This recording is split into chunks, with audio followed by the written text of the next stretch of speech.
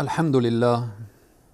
الحمد لله رب العالمين، والعاقبة للمتقين، والصلاة والسلام على رسوله محمد وعلى آله وأصحابه ومن تبعهم بإحسان إلى يوم الدين.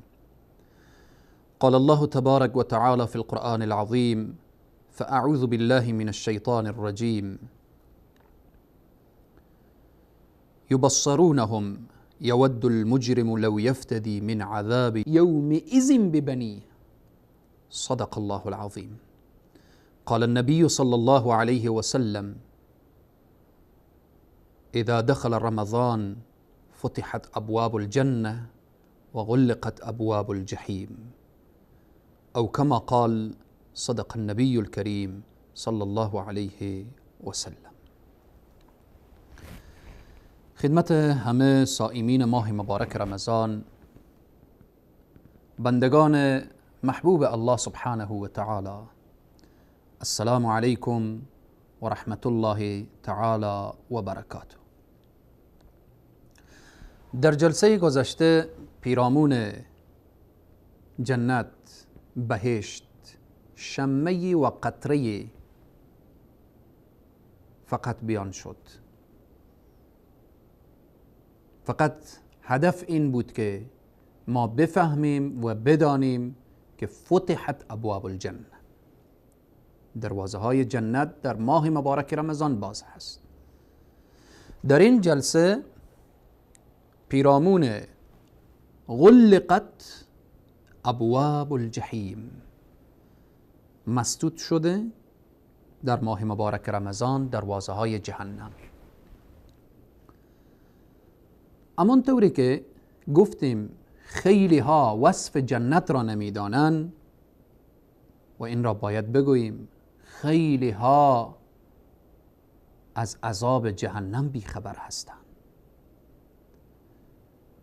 این حرف ساده ای نیست که در ماه مبارک رمضان دروازه جهنم، دروازه های جهنم مسدود میشه، بسته میشه. یک ماه کامل راه جهنم مسدود هست. جهنم کجاست؟ جهنم چیست؟ اهل جهنم کیا هستند؟ و این آتش جهنم چگونه حرارتی داره؟ ما صریح میگذاریم، میگیم دوزخ، جهنم. خیلی مهمه، خیلی مهمه. همانطوری که ذوق و شوق داریم که ما اهل جنت و اهل بهشت باشیم، باید خیلی پریشان و نگران باشیم که نشه که خدای نکرده ما جز جهنمی ها قرار بگیریم. خاتمه مستور هست، خاتمه خیلی پوشیده هست. باید انسان بین خوف و رجا باشه، هم امیدوار باشه و هم ترس در دل داشته باشه. پس به این نکته که در رمضان، در این ماه مبارک رمضان دروازه های جهنم مسدود هست، جهنم را باید یک مرور موجز و کوتاه و خلاصه داشته باشیم. حرارت جهنم، رسول اکرم صلی الله علیه و سلم می فرمایند: آیا حرارت جهنم را می دانید؟ آیا آتش جهنم نسبت به آتش دنیا متفاوت هست؟ آتش دنیا، آیا کسی هست طاقت داشته باشه دست خود را در آتش بمانه، داخل آتش داخل بشه؟ در دنیا کوههای آتش فشان هست که آهنهای بزرگ وقتی در او انداخته میشه ذوب میشه. او آتش دنیاست. آتشی که امروز در گازها و در بالاخره با روش‌های مختلف میبینیم و مشاهده میکنیم. آتشی که توسط گاز هست، آتشی که توسط سنگهای کوههای آتش فشان هست، آتشی که با هیزوم و با کنده و با این هاست. آیا طاقت این عذاب، طاقت این آتش برای کسی هست؟ هرگز. رسول معظم اسلام صلی الله علیه و سلم می فرمایند آتش جهنم نسبت به آتش دنیا 69 درجه بالاتر هست. 69 درجه. یعنی این آتش دنیا 69 برابر درجه و حرارت پیدا بکنه، هنوز هم به آتش جهنم نمیرسه. خیلی سخته، خیلی سخته. این برای کی آماده شده؟ الله سبحانه و تعالی به صراحت میگه اعدت للکافرین. این آتش جهنم برای کفار آماده شده، برای مشرکین آماده شده. چون کسانی که پشت به طرف الله کردن، اللهی که همه نعمت را داده الله را نشناختن، الله سبحانه و تعالی میگه اعدت للکافرین. جهنم و حالت جهنم، الله سبحانه و تعالی در سوره المعارج در آیه 11 تا آیه 16 اشاره میکنه پیرامون جهنمی ها.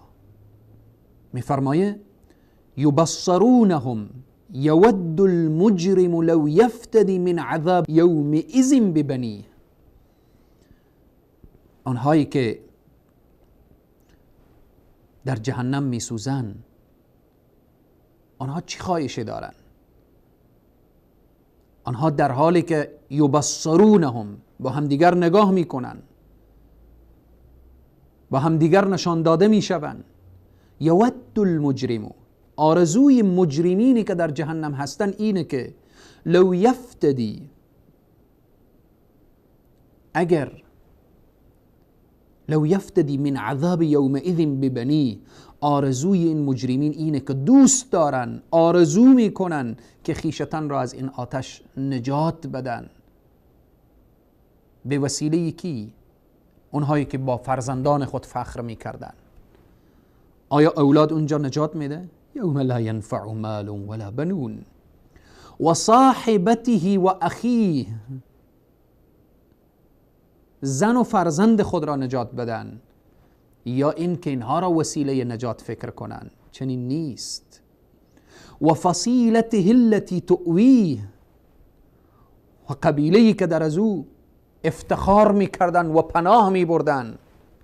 قبیله بیای نجات بده، قوم بیای نجات بده. اینهایی که میگن قوم من، قبیله من، افتخار به قوم و به قبیله و افتخار به اولاد زیاد و یوم لا ینفع مال ولا بنون. ادامه آیه میفرمایه و من فی الارض جمیعا، و من فی الارض، همه آنهایی که روی زمینن، همگی دست به دست هم بدن که بیاین این مجرم را از جهنم نجات بدن. ثم ینجیه، که او را بعد از آن نجات بدن. کلا، کلا، هرگیز چنین نیست. انها لظا، انها لظا، این شعله های آتش سوزان هست. نزاعة للشوى، که پوست از سر و صورت را میکنه. الله اکبر. خواهر مسلمان، برادر مسلمان، حالا میدانی که در رمضان دروازه های کجا بسته شده؟ کلا انها لظا نزاعة للشوى. آتش جهنم پوست میکنه. آتش جهنم ساده نیست.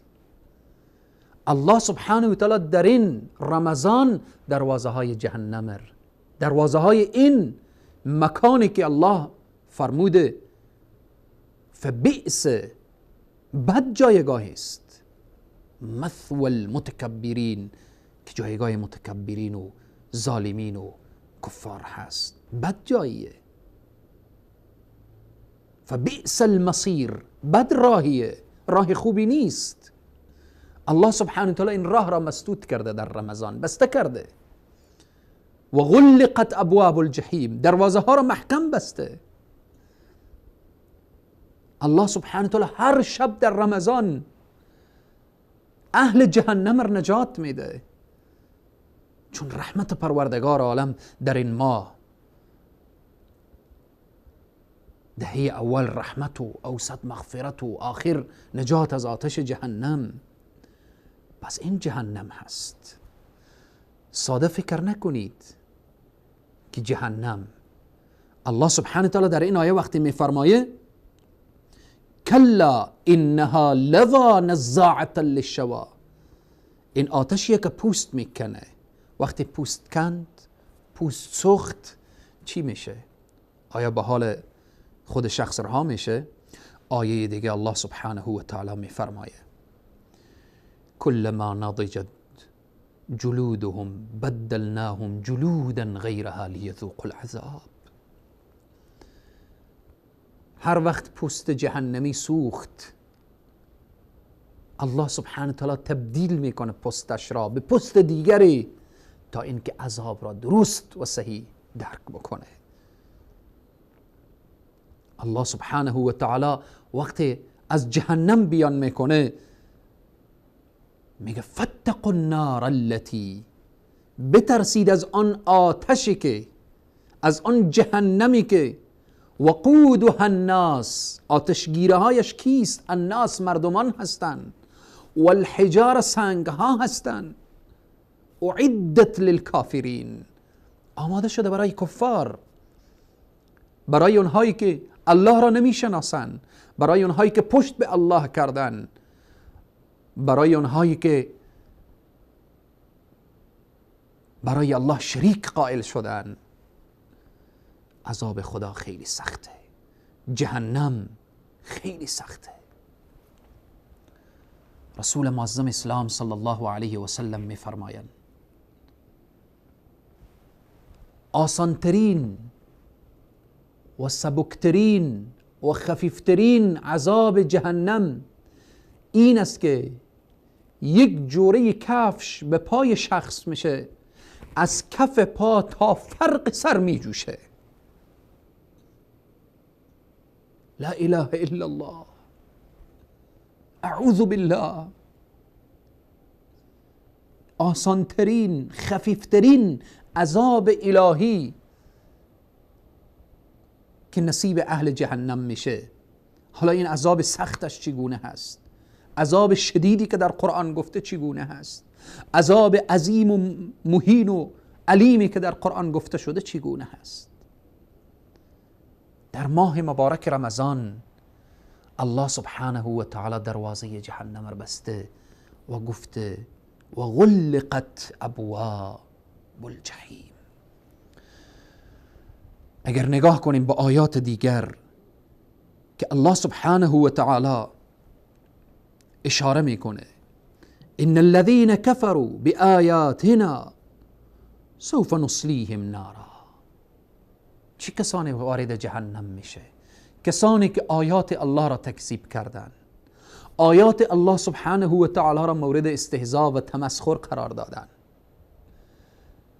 جهنم جای کسیه که رمضان آمده هنوز پشت به الله داره، هنوز استهزای دین داره، هنوز دین را تمسخر میکنه. جهنم از آن اوست. اما تو کسی که هر گناهی کردی در رمضان رجوع کردی به سوی الله سبحانه و تعالی، دروازه های بهشت بروی تو باز شده، تو اهل جنت هستید. الله سبحانه و تعالی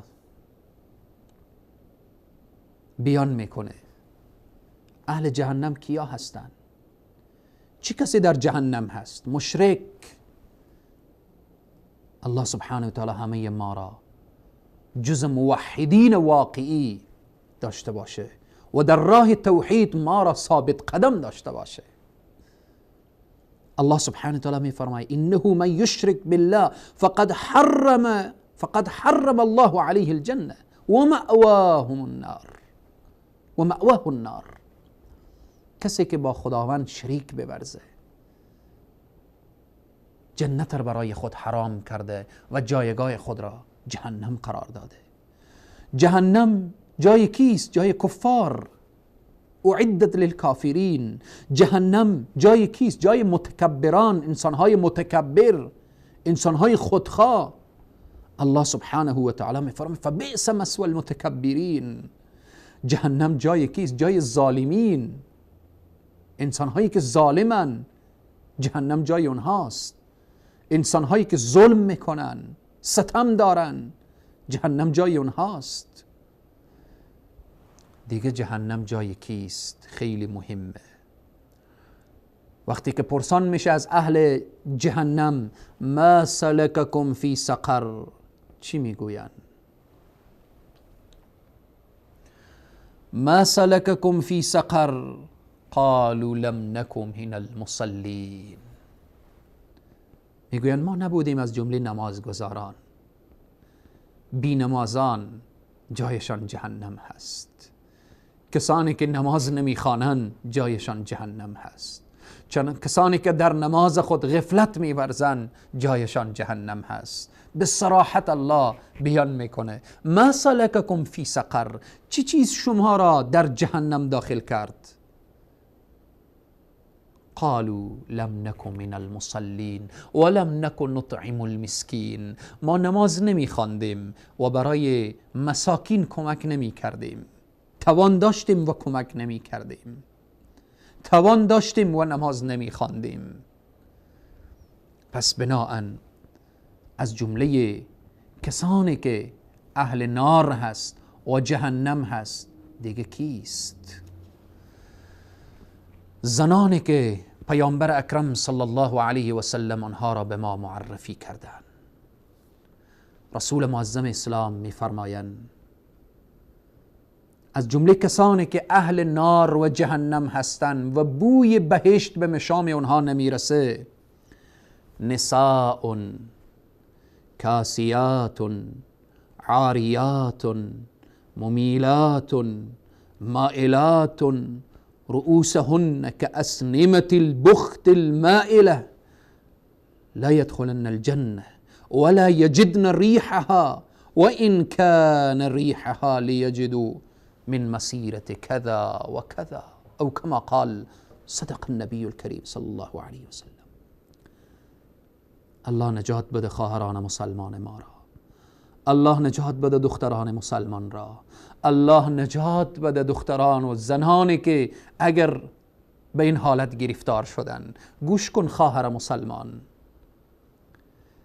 زنانی که اهل نار هستند دارای این صفت هستند، کاسیات عاریات، پوشیده هستند ولی لباس چسب و نازک، یا اینکه لختن یا اینکه پوشیده‌اند اندامشان برآمده هست.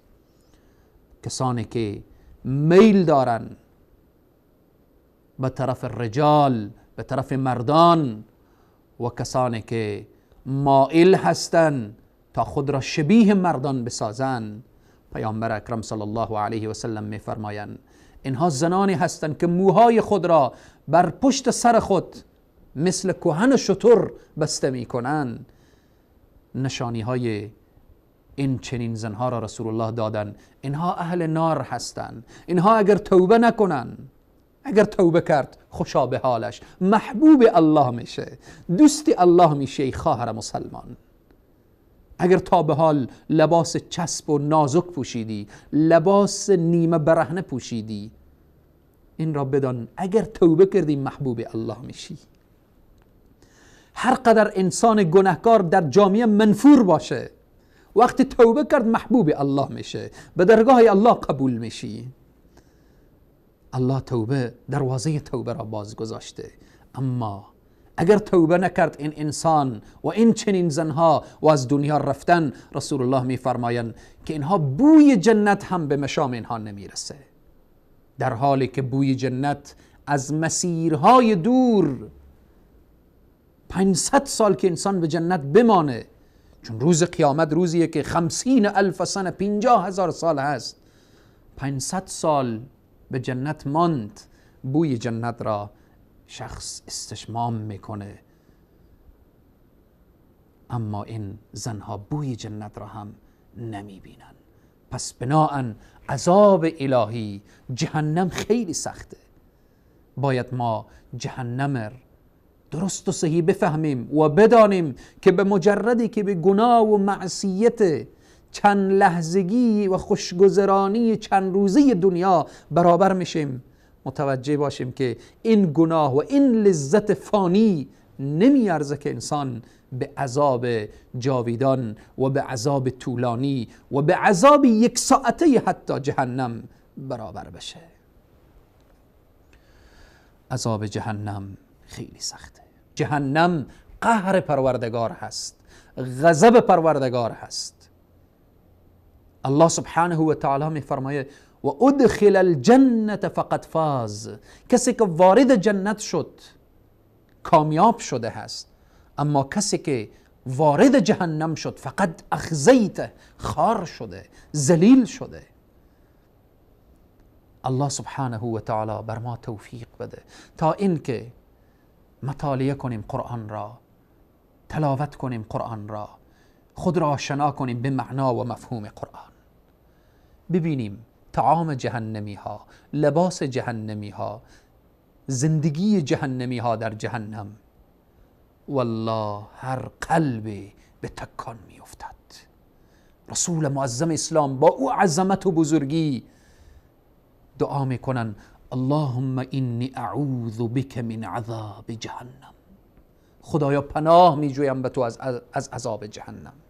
همه ما باید این دعا را داشته باشیم، اللهم انا نعوذ بک من عذاب جهنم، پروردگارا به تو پناه میجوییم از عذاب عظیم و علیم و مهین تو. پروردگارا همه ما را از عذاب جهنم نجات بدی و همه ما را به فضل و کرم خود وارد جنت الفردوس، آن جنتی که گفته میشه وسیق الذین اتقوا ربهم الی الجنة زمرا. خدایا ما را از عذاب جهنم و از اعمالی که سبب دخول جهنم میشه ما را نجات بدی و ما را حفظ کن و بر ما توفیق بدی که عمل انجام بدیم که او عمل سبب رضایت تو بشه و ما را به فضل و کرم خود وارد جنت و رهسپار جنت بگردان. تا برنامه بعد همه شما عزیزان و بزرگواران را خداوند کریم و رحیم می سپارم و السلام علیکم و رحمت الله تعالی و برکاته.